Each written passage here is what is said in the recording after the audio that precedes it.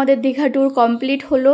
এই 3 দিনের ট্যুরে আমাদের শরীরের অবস্থা একদম বেহাল দশা হয়ে গেছে এক একজনের। তার থেকে বেশি হয়েছে সারা রাত বাসে থেকে এই যে ঘুম না হয়ে শরীরের অবস্থা একদমই খারাপ। তো অবশেষে আমাদের ট্যুর কমপ্লিট হলো আর আমরা পৌঁছে গেলাম যে যার বাড়িতে। তো চলো দেখতে থাকো আজকের ব্লগটা। এক একজন রোগী হয়ে ফিরেছি। রোগী বুনোর অবস্থা দেখ, আমি তো সারা রাত এক ফোঁটা ঘুমোতে পারিনি। আর ওইটা কি করে ঘুমিয়েছে উনি, আমি ভিডিও করে এনেছি, দেখাবো তোকে, দেখিস কেনে। তুইও ঘুমিয়েছিস আজকে? না, ঘুমোসনি? আমি 1 ঘন্টা মতো ঘুমাই। আমি একটু ঘুমোইনি, একটু না, সারা রাত তো দাদার হেডফোন নিয়ে মোবাইল দেখছিলাম। তো চলো এবার টোটো আসবে, ওরা বাড়ি থেকে যাবো, দেখতে থাকো। ওই সারা রাত তো ঘুমিয়েছে, আবার কি? তুমি কেমন করে ঘুমিয়েছো আমি সব ভিডিও করে দেখবা করে। পাপা কোথায় এসে গেছি? হ্যাঁ চোখ খুলে, মামা কোথায় এসে গেছি? কোথায় এসে গেছি?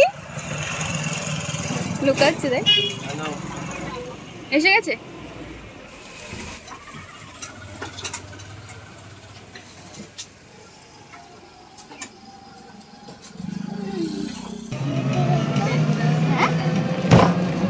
এসে গেছি, বাড়ি এসে গেছি, বাড়ি চলে এসেছি। আমি কই? আমি বাড়ি।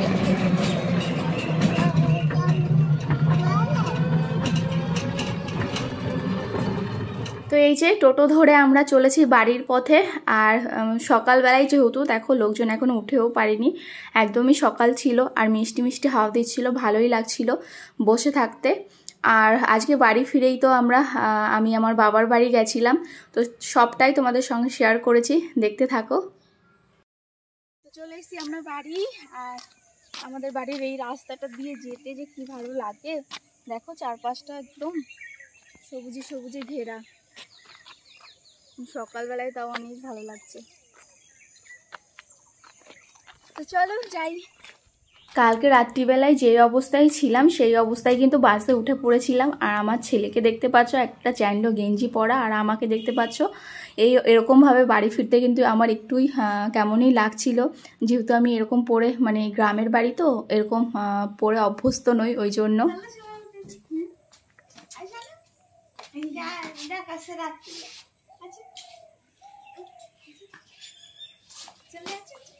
তো চলে এসেছি আমরা বাড়িতে। আর এখানে দেখো যে যে জিনিসগুলো এনেছিলাম তখন তো তোমাদের সঙ্গে কিছুই শেয়ার করতে পারিনি, তো ভাবলাম এখন একটু একটু শেয়ার করে দিই। তো এই যে দেখো 2-3 জোড়া কানের আছে ছোট ছোট, এগুলো হচ্ছে আমার মায়ের জন্য, মানে আমার শাশুড়ি মায়ের জন্য। আর এই যে সিঁদুরদানি দেখতে পাচ্ছ, এগুলো অনেকগুলোই এনেছিলাম, মানে আমার মাসি শাশুড়িদের জন্য, আমার মার জন্য।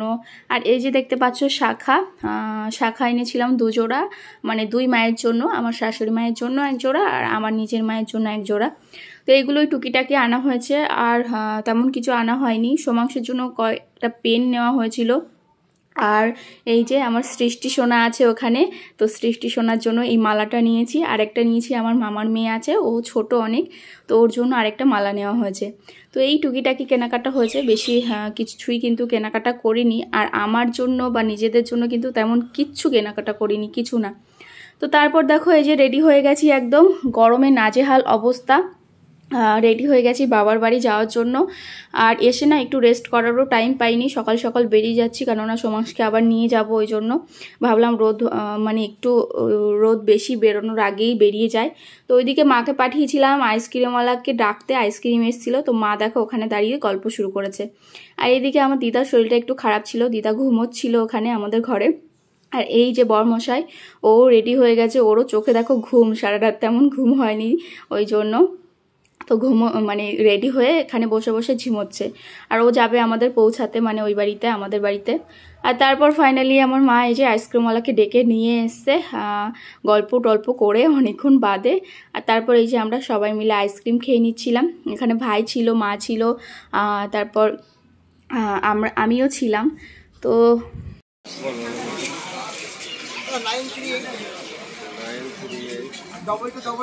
ইয়ে নিতে পারতো একটু। তো আমরা বেরিয়ে পড়েছি আমাদের ওই বাড়ি যাওয়ার জন্য। আর যাওয়ার পথে কিছু ফল নিয়ে নেওয়া হলো, গরমে মিষ্টি টিষ্টি থেকে ফলই বেস্ট, তো ওই জন্য ফল নিয়ে নেওয়া হলো। আর এখানে আমি একজোড়া চপ্পল নিচ্ছিলাম। আমার চপ্পলটা না দীঘা মানে এত ঘুরেছি যে ছিঁড়েই গেছে। জুতো নিয়েছিলাম কিন্তু জুতো না পরা হয়নি, ওই জল কাদার মধ্যে কে জুতো পরবে বলো, তো ওই জন্য জুতো আর পরিনি, চপ্পলই এত পরেছি যে চপ্পলটা ছিঁড়েই গেছে। আর যেহেতু বারবার ভেজানো হয়েছে, ভিজলে তো চপ্পল খারাপ হবেই, নষ্ট হবেই, তো ওই জন্য একদম নষ্ট হয়ে গেছে চপ্পলটা। তো একজোড়া চপ্পলও নিয়ে নিলাম। আর তারপর বাড়ি এসে দেখি আমার মা আমার জন্য এই যে সিমুই বানাচ্ছে। সিমুই খেতে আমি অনেক পছন্দ করি, সিমুই সুজি এগুলো কেন জানি না আমার খুব ভালো লাগে। তো মা দেখো ওটাই বানাচ্ছিল আমার জন্য বলতে বাড়ির সবার জন্যই বানাচ্ছিল, কিন্তু আমি এসেছিলাম বলে ওই জন্যই মা বানাচ্ছিল। আর তারপর অনেক কিছু রান্নাও করে রেখেছিল, ওগুলো তোমাদের সঙ্গে শেয়ার করতে পারিনি যেহেতু আস্তে আস্তে প্রায় আমাদের অনেকটা টাইমই হয়ে গেছিলো। আর এখন দেখো বিকালবেলায় এই যে সোমাংশকে নিয়ে চলে এসেছি আমাদের মামা বাড়ি, মানে আমার মামা বাড়ি। আর এটা হচ্ছে আমার মামির মেয়ে। আমার মামা বাড়ি কিন্তু আমার বাড়ির পাশেই। তো বিকালবেলায় এখানে চলে এসেছিলাম। সোমাংশ দেখো ওই যে ওর ছোট্ট একটা মিমির সঙ্গে খেলা করছে। আর আমি এই যে দাঁড়িয়েছিলাম। আর আমার মামার বাড়ির সামনেও কিন্তু এই যে খোলামেলা মাঠ, অনেকটা ভালো লাগে এখানে। ছোটোবেলায় অনেক কাটিয়েছি সময় এখানে, তো এখন আর তো তেমন আশাই হয় না।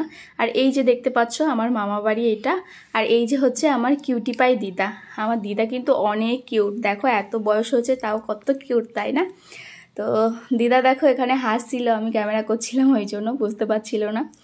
আর এখন দেখো এই যে সন্ধ্যাবেলা বুনু চলে এসেছিল আমাদের বাড়ি। বুনু না একা একা থাকতে আর ভালো লাগছিল না, তো আর ওর বান্ধবী মিলে দেখো সন্ধ্যাবেলায় এসেছিলো। তো একটু খাওয়া দাওয়া করলো, মা সিমুই বানিয়েছিল যেটা, ওদের সবাইকে একটু একটু খাইয়ে দিল। আর তোমাদের দাদাভাইয়ের জন্য কিন্তু এক বাটি ভরে পাঠিয়ে দিল। তোমাদের দাদাভাই কিন্তু আমাকে রেখেই চলে গেছিলো, তো ওই জন্য ওর জন্য একটু পাঠিয়ে দিয়েছিল। তো চলো আজকের মতো তাহলে ব্লগটা এখানে শেষ করলাম। দেখা হবে কালকে নতুন আরেকটা ভিডিওর সঙ্গে। সবাই ভালো থেকো, সুস্থ থেকো, আর হ্যাঁ অবশ্যই চ্যানেলটা সাবস্ক্রাইব করো।